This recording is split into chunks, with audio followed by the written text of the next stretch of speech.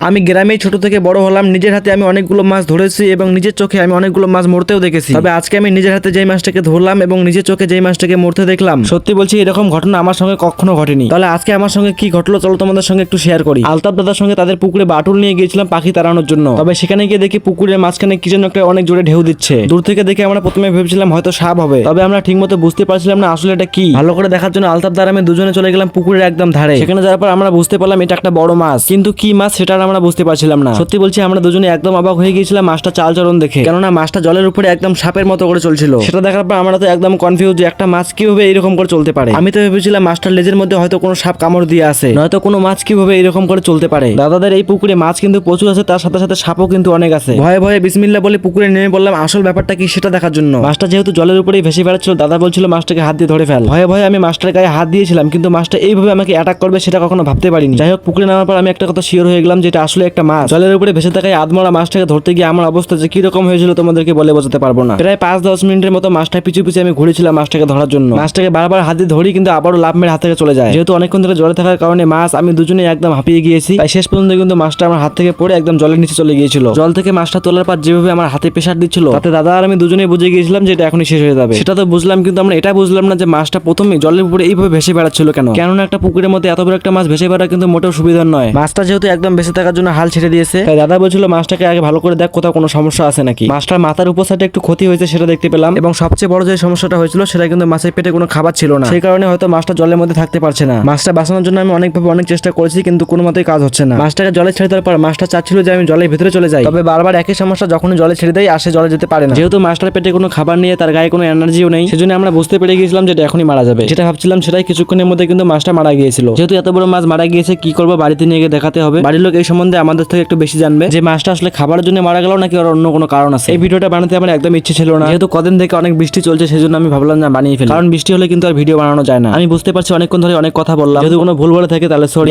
এইসব ভিডিও বানাতে অনেক সময় লাগে, তাই বলছি প্লিজ একটা লাইক করে দিও।